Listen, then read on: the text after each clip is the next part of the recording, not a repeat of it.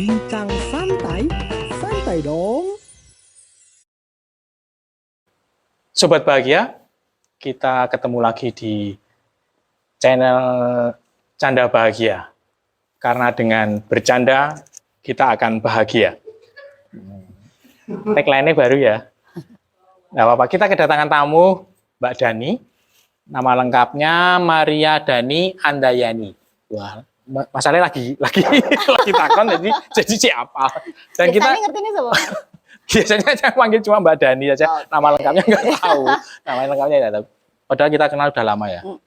Bukan petugas sensus soalnya Mas. Ya kita di studio baru ya. Oke. Ya studio biasanya di Salib Putih, tapi sekarang di tempatnya rumahnya Mas Theo. Itu. Iya, rumahnya gede banget. Gede banget ya. Kamarmu cari nih. Tamannya aja luasnya sama dengan rumahku. Ya Mbak Dani, terima kasih atas kehadirannya. Yap. Sobat Bahagia, kita kedatangan tamu ini khusus ya, caleg. Nah, caleg dari Partai Solidaritas Indonesia. Indonesia PSI. Dapil mana Mbak? Dapil 4 Dapil 4 Kabupaten Karanganyar ya? Kabupaten Karanganyar. Itu meliputi mana saja? Itu ada 2 kecamatan, Gondang Rejo sama Colomadu. Gondang Rejo sama Colomadu. Jadi kalau Sobat Bahagia belum tahu Karanganyar yang seberang sana, harusnya seberang Solo. Nah itu kecamatan Colomadu dan Gondang Rejo. Itu harus lompat kota Solo ya? Harus, kalau dari sini kadang lompat Sukoharjo, terus Solo. Ya. Ya, itu wilayahnya daerah sana. Kalau di sana nggak dianggap ke Solo, anak tiri, ke sini juga kejauhan. Kejauhan, ya. Jadi juga kadang-kadang terlupa dikira ikut Solo. Ikut Solo. Ya, kenapa tertarik Mbak jadi caleg? Gitu. Nah ini kan juga caleg perempuan itu 30% ya. Kadang-kadang jadi pelengkap tok gitu loh. Nomor berapa Mbak? Saya nomor berapa dulu lah? Nomor 1. Nomor 1. Jarang ya? Jarang nomor 1. Perempuan di nomor lengkap biasanya di nomor sekian kan ya? Ya. Paling enggak dari 3 ke bawah, 2 gitu setidaknya. Kalau nggak ada undang-undang itu pasti ya uncor berarti ya. Undang-undangnya ya kita udah tahu. Kenapa harus 30 ya? Mbok yo 50 gitu ya? Nah, kita perjuangkan besok. Iya Mas. Cocok ya? Bagus. Karena 30 kadang-kadang cuma jadi pelengkap. Ya, aja. itu sebenarnya belakangan ini sebenarnya ketika kita melewati prosesnya ya seperti kemarin ya, bahwa itu sebenarnya beberapa partai yang mungkin nggak besar ya, itu menjadi kendala sebenarnya. Karena susah cari caleg perempuan.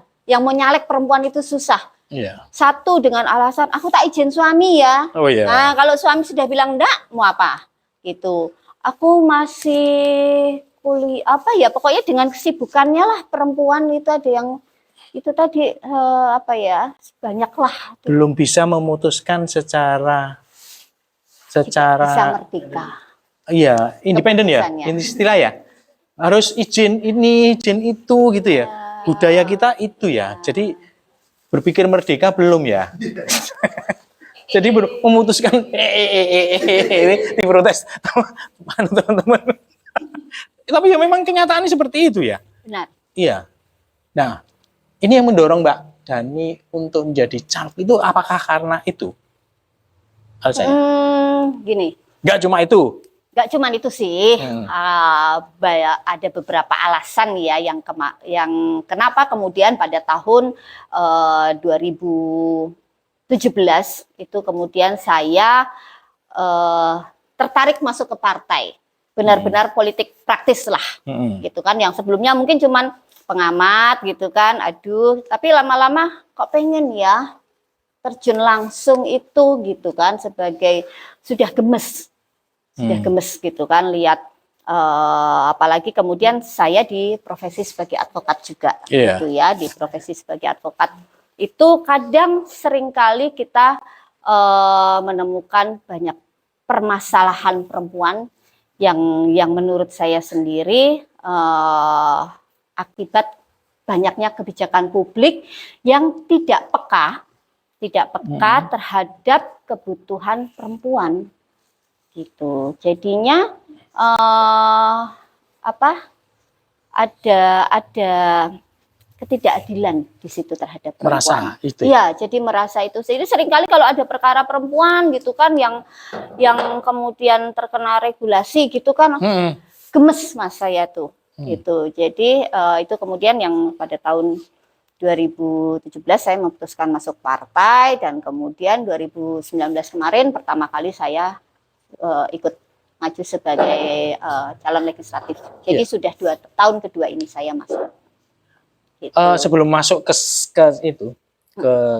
calegnya itu, sebenarnya kasus-kasus perempuan yang mendiskriminasikan perempuan ini, contohnya seperti apa, Mbak? Kalau di KDRT ya biasanya? Ya. KDRT gitu, bagaimana? Mungkin yang pernah ditangani, Mbak? Ya, itu banyak masuk KDRT juga ya. Kemudian yang banyak juga itu tentang pekerja wanita. Wah, iya. Pekerja wanita itu kan sekarang sudah lebih ya, maksudnya ada peraturan tentang cuti haid misalnya. Tapi ya perusahaan kan? nggak lakukan itu loh. Gimana? Perusahaan tidak ada yang tidak juga sih. Banyak, bukan banyak ada yang ya. tidak. Saya nggak berani nyebut ini. Banyak. Saya nggak berani nyebut ini. Coba Wiwit cuti karena haid gitu. Ya, bosmu Jadi mencah-mencah. kadang nganggo surat dokter loh. Iya, supervisormu mencah-mencah. Mau kita mau periksa ke surat dokter gitu. Itu sih, Yang sekarang kan baru cuti hamil dan sebagainya. Iya. Gitu. Artinya memang saya melihat masih banyak ketidakadilan yang memang masih harus kita perjuangkan. Itu sebagian kecil sih, belum yang lain. Belum lain. Jadi sebenarnya itu juga kenapa saya kemudian menjadi caleg ya, itu lebih pada negara ini kan sebenarnya sudah memberi ruang yang amat sangat luas sebesar-besarnya kepada perempuan. Jadi ada beberapa, ini secara eksplisit ya, itu sudah ada di dalam beberapa ketentuan regulasi. Konvensi-konvensi internasional itu Indonesia sudah cukup banyak meratifikasi menjadi undang-undang. Seperti misalnya konvensi tentang hak-hak sipil dan politik wanita, itu sudah menjadi undang-undang. Kemudian juga yang terbaru ada Undang-Undang Nomor 7 yang tadi disebutkan Mas Pran ya, ada Undang-Undang Nomor 7 tahun 2017 yang mengatur tentang keterwakilan perempuan 30%. Itu kita harus bisa melihat, mengambil sebenarnya ada negara memberi kesempatan yang sebesar-besarnya. 30% itu sebenarnya banyak loh Mas. Banyak kalau kita manfaatkan gitu kan, tapi ya itu tadi, saya sendiri kesulitan memenuhi 30% itu. Sedangkan kalau 30% kemarin tidak terpenuhi, otomatis gagal semua satu dapil. Nah, itu sih, jadi saya lebih sebagai perempuan pengen terjun langsung, terlibat politik praktis itu karena memang mengambil bagian dalam politik kebangsaan. Terlibat aktif berarti mencintai negara. Bukan kemudian kalau kita tidak terlibat, tidak mencintai, tidak juga ya, tapi cara konkret mencintai negara. Gitu. Jadi para perempuan sebenarnya lebih berpeluang kalau masuk ke politik ya? Iya. Lebih berpeluang daripada laki-laki? Lebih berpeluang loh. Kemarin tuh sempat ada, kalau satu dapil cuma ada satu, itu perempuan loh. Iya makanya. Itu. Jadi bagaimana kita harus PR terbesar saya termasuk sekarang pengennya memotivasi perempuan. Ayolah gitu kan, perempuan ini berdaya. Kalau sudah berdaya ya kan mereka akan mandiri dan kemudian mereka akan merasa merdeka dan itu bahagia sebagai perempuan. Gitu. Sekarang iya asik kan. Ini peluang kan sebenarnya teman-teman perempuan ini kan untuk bisa jadi masuk ke politik itu peluangnya lebih gede daripada laki-laki karena dominasi laki-laki itu sampai sekarang begitu kuat. Walaupun ada ketua partai yang perempuan, tapi yang di bawah-bawahnya kan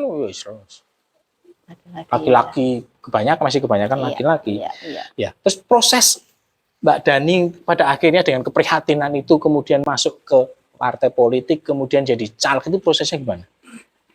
Prosesnya dari caleg itu kan memang kemudian saya masuk ke PSI ya, di mana memang PSI kita lihat kan konsen dia terhadap perempuan dan anaknya gitu kan. Nah, saya kemudian menjadi salah satu pengurus di situ juga, ya kan, jadi salah satu pengurus untuk DPD Karanganyar sendiri gitu. Dan Jadi sekretaris ya? Sekretaris ya? sekretaris Iya, sekarang, sekretaris. sekarang PLT ketua malahan. Oh, Iya. calon ketua ya? Kemungkinan besar calon ketua ya, berpeluang ya? Iya. Belum tahu sih, Iya, tapi nanti nggak apa-apa lah, diproses dulu aja. Ya itu kemudian melihat dinamika di Karanganyar sendiri ya itu kemudian dan kemudian melihat adanya peran harus terjun langsung peran serta tadi ya menjadi dorongan sendiri sih gitu kan untuk caleg. Sebelumnya hanya pengurus nih gitu kan, kemarin cuman kenapa sih nggak ini gitu kan, nggak langsung caleg gitu, walaupun saat itu nggak pede banget ya orang kan. Sekarang kalau caleg pasti apa sih ujung-ujungnya ya kan, Ya, image-nya masyarakat mudamu piro gitu kan ya. Iya toh, teman-teman, itu kan saya itu paling menentang gitu loh. Jadi caleg modal, tapi kenyataannya seperti itu kan gitu. Itu kan harus ada pendidikan bagi masyarakat gitu loh. Nek milih caleg itu ojo mergo duwite. Money politiknya itu yang harus kita kasih kesadaran, karena money politik ini akan melahirkan satu koruptor. Ya pastilah. Ya, Saya kan? ngomong bukan ya pasti gitu loh. Pasti, gitu, bukan oh eneng lo sing ora anu ya mbuh lah gitu loh. Tapi pasti gitu loh. Gitu. Teman-teman setuju kan? Gitu ya. Ya, teman-teman ada iya gitu loh. Gitu loh. Nah, iya. Nah makanya saya tanya ke Mbak Dani, ini modalnya apa sih? Percaya diri, keprihatinan, terus Mencintai negara. Ya. Itu ya kalau mungkin sebagian absurd ya, itu modal-modal absurd ya sebagian, tapi ya harus dilakukan. Harusnya Benar. Harus dilakukan. Gitu. Sebagai bagi saya menjadi kewajiban saya kepada bangsa dan negara ini untuk kan kita paling nggak sebagai pemegang saham negara ini ya harus bagaimana kemudian negara ini menjadi lebih baik gitu kan. Dan terpanggillah saya untuk ikut terjun ya, untuk ikut berkontestasi. Piye carane mbuh gitu kan, rambi duit karepmu gitu kan. Yang penting semangat gitu kan dengan membangun jejaring dengan teman-teman gitu kan. Tapi tenan rambi duit tak utangi. Tenan yo. Ya, enggak, tapi itu memang harus menurut saya ya harus itu dilakukan. Harus dilakukan. Dan pendidikan politik bagi masyarakat itu ya harus dilakukan oleh partai politik. Benar gitu. sekali, benar. Terutama yang sekarang ini pendidikan politik itu penting bagi anak-anak muda. Ya, ini sekarang masuk ke segmen penting anak-anak muda. Tadi perempuan, sekarang segmennya. Tapi sebelumnya, mungkin sebelum Mbak Dani, saya stop dulu. Saya sedang pakai kaos. Tulisannya apa, Mbak? Don't worry, pray. Don't worry, pray. Don't worry, pray itu artinya apa? Jangan khawatir, berdoa. Jangan khawatir, doa. Ini Ini dari, saya banyak nih. Ini brand lokal loh, Mbak. Fischel. Fischel ya? Hah? Eisel. Nanti di sini ada ya. Kalau teman-teman ini kaos apa istilahnya teman? Kaos rohani ya. Kaos rohani ya. Desainnya bagus loh. Gambarnya apa Ki? Api. Kalau pakai kaos ini dijamin bahagia loh. Iya loh, Mbak. Aku Bahannya ya nyeneng kayak Mas. iya, aku enak ya. wetengku ra ketok gendut ya. Ketok slim gitu loh. Aduh. Ini para gendut-genduter bisa pakai Ini karena kebanyakan warnanya hitam, jadi Warna favoritku sih Mas sebenarnya. Ya. iya. Saya juga Supaya favorit. lebih kurus. Kalau perempuan itu kan Oh, iya. pengennya cute, kurus Oh, gitu kan. Jadi pakainya hitam. Iya, iya.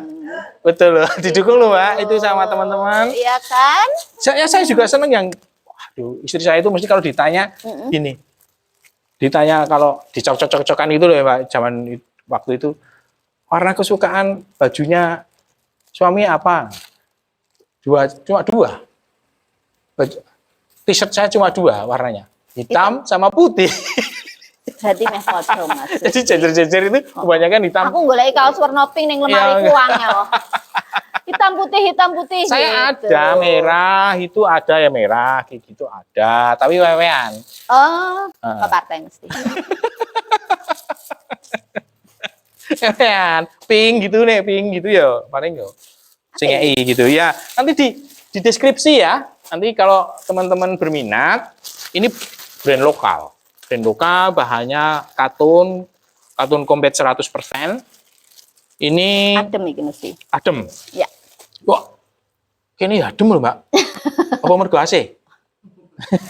Tapi enggak, bajunya juga, kaos ini juga rasa adem.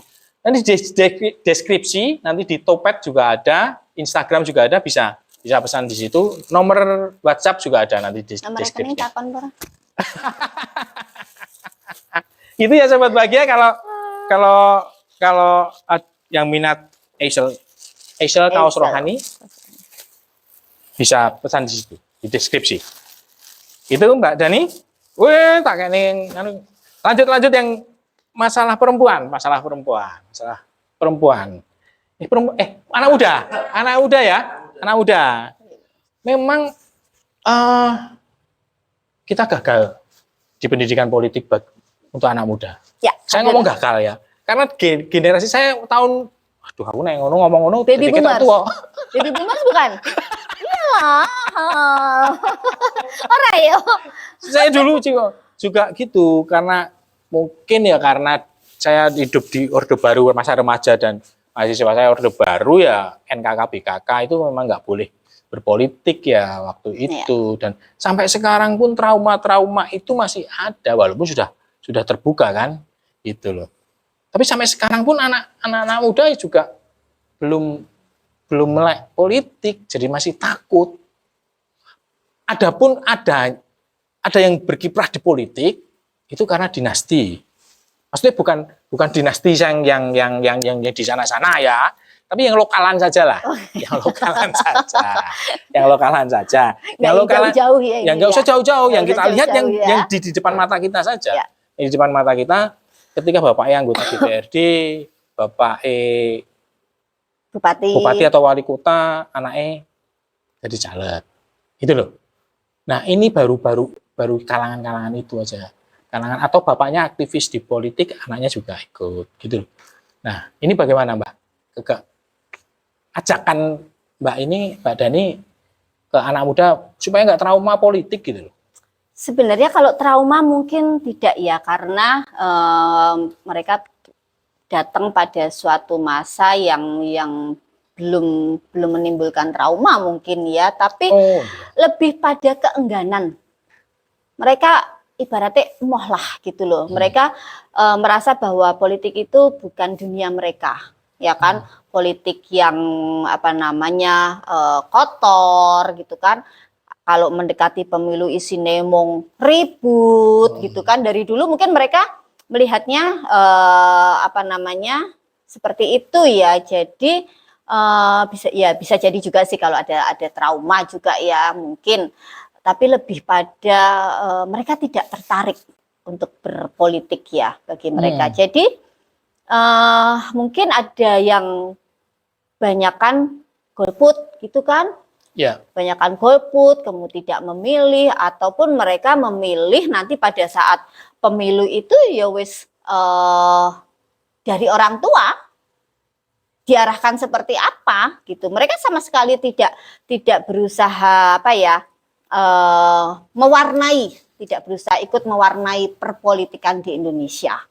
Gitu. Ini menjadi keprihatinan sendiri ya, karena benar tadi kita memang gagal dalam apa ya, kita bisa dibilang gagal ya gitu untuk anak muda tertarik untuk politik, kaderisasinya juga ya. Iya, itu sebenarnya. Jadi harapannya sekarang sih anak muda ini di apa namanya, menjadi agen perubahan kita, ya kan? Jadi agen perubahan kita supaya perpolitikan yang bagi mereka ini kotor, penuh makian, penuh apa namanya, penuh dusta gitu ya, hoax, penuh hoax gitu kan, mencaci maki, ya mereka menjadi agen perubahan yang kemudian bisa memberikan warna baru. Caranya bagaimana gitu kan, supaya mereka tertarik ya, itu ya gini. Jadi kadang politik itu sendiri mereka mengesampingkan rasa anak muda. Jadi coba lihat deh dalam berbagai program-program dulu nih ya, program-program pemerintah selain mungkin yang rutin ya, itu kan jarang sekali anak muda ini tersentuh. Nah, itu yang kemudian memang harus lebih banyak anak-anak muda ini disentuh melalui program-program dari negara sendiri gitu kan, mengajak mereka untuk terlibat mewarnai perpolitikan. Karena mereka ini agen perubahan yang harus bisa merubah yang buruk tadi menjadi baik gitu kan. Ya itu sih. Gitu. Ya.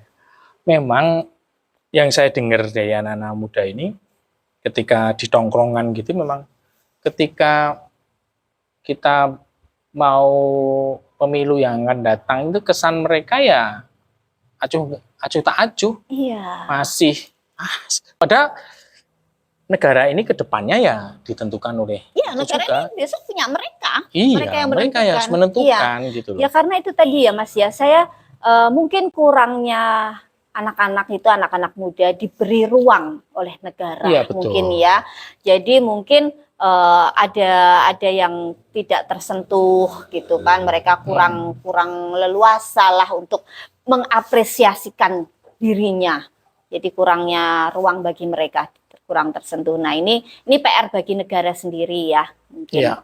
Supaya dan partai politik yang harus kaderisasi. Nah, tapi giliran sekarang ada partai politik anak muda, ya elah cah nome, bocil gitu kan. Nah, kita memberi mereka ruang luas ya bagi anak-anak muda untuk tampil. Iya, karena selama ini mereka kurang tersentuh, kurang diberi ruang gitu. Dan masyarakat pun kadang-kadang kalau ada caleg anak muda tuh sopo paling anaknya kurang pengalaman. Kurang pengalaman dan sebagainya gitu ya. Sebenarnya pilihlah anak muda sekarang ya, supaya ada perubahan di situ. Iya. Gitu. Nah, sekarang anak muda kritis. Kalau saya mau tanya itu nggak bisa membayangkan nih. Kita absurd gitu ya, saya tanya. Soalnya dari caleg ya harusnya besok itu harusnya jadilah gitu. Semoga aja jadi. Amin. Tapi melihat saya nggak mau bertanya, itu soalnya jadi mau piye Mbak, itu nggak, saya nggak mau tanya tentang itu ya. Tapi melihat fenomena bahwa jadi pemilu ini masyarakat, wah ayo nek wis mlinggo nyang kono arepmu preketek gitu dan jauh. Loh ini kenyataan loh. Jauh gitu loh. Aku pernah punya temen anggota DPRD gitu, sing biasanya dolan yang omahku tiba-tiba wis dadi anggota blas ra tau dolan. Itu. Walaupun itu konco gitu. Tetangga pun arisan RT ra tau teko gitu. Gitu. Nah, kayak gitu-gitu loh, Mbak. Kayak gitu-gitu kan elitis gitu loh. Kita jauh dari padahal kira wakil rakyat Tidak gitu merasa terwakili ya? Aku jadi males wingi gelo no apa nyoblos denen gitu. Gitu loh. Nah, sekarang Mbak Dani melihat fenomena yang seperti itu seperti apa? Saya ngomong fenomena apa wis adate ya? Jangan-jangan budaya nih, jangan-jangan budaya nih. Adate ya? Gitu, adate ya. Jadi pemilu tok dimanfaatke gitu, nek wis ditinggal gitu loh. Kurang ajar kan itu. Nah, kita berharap Mbak Dani nggak seperti itu ya, gitu loh. Doain Mas, doain. Ya, Gitu. karena seperti yang tadi saya sudah matur ya, saya berangkat menjadi caleg itu dari keprihatinan saya. Keprihatinan saya bahwa banyak sekali permasalahan terutama anak-anak dan perempuan gitu kan, apa namanya, yang tidak terakomodir di dalam kebijakan-kebijakan publik, yaitu itu kenapa saya berusaha apa ya, ada perempuan ayolah gitu ya, karena ini loh tadi negara memberi ruang yang sangat besar sebenarnya 30% ini supaya para perempuan ini bisa masuk menjadi wakil rakyat yang nantinya akan menghasilkan kebijakan publik yang peka terhadap kebutuhan perempuan dan anak gitu. Ini berangkat dari keprihatinan saya sih sebenarnya Mas, dari situ gitu. Dan semoga nanti dan saya tuh berangkat ini dari komunitas sebenarnya. Saya punya satu komunitas perempuan itu yang memang kemarin puji Tuhan komunitas ini menang di Gender Champion di Solo. Ikutnya Solo Gender Championnya itu. Jadi apa namanya bisa membawa pendampingan ke perempuan gitu. Kami pendampingan juga ke beberapa kelompok-kelompok perempuan. Ya. Gitu. Wah, keren Mbak. Wah, kita terima kasih Mbak Dani Kersorawuh. Kami Mas. Di Canda Bahagia karena rejim waktu ya. Oke. yang harus Padahal masih pengen ngobrol banyak ini saya. Udah lama nggak ketemu. Padahal 2 minggu yang lalu ya. Itu. Lama ya. lama. Sudah banget. Jadi, itu terima kasih sekali dan ini jadi pengalaman, semoga aja jadi pengalaman yang baik bagi kita semua untuk membuka fenomena baru ya begitu. Ini caleg yuk yang ini gila gitu loh. Ya. Gitu loh. Politik ki ya ora sing kaya ngono kae lah gitu ya. Harus membuka wawasan baru. Ya.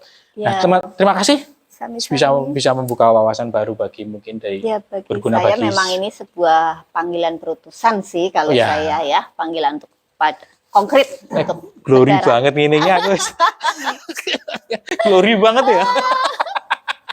Ya, nggak apa-apa, tapi memang ya harus didasari dengan itu bahwa ini perutusan, ini panggilan. Gitu. Iya. Itu harus didasari seperti wujud itu. nyata tadi saya bilang ya, konkret mencintai negara. Iya, nanti kalau di sananya aneh-aneh kan kembali lagi bahwa ini perutusan saya gitu. Ini panggilan saya gitu. Iya. Untuk menjadi pelayan yang jadi pilihan dari Mbak Dani. Siap. Terima kasih Mbak Dani dan terima kasih Sobat Bahagia. Kita bisa ketemu lagi di lain waktu dengan tamu yang berbeda lagi. Salam sehat dan salam bahagia. Bincang santai, santai dong.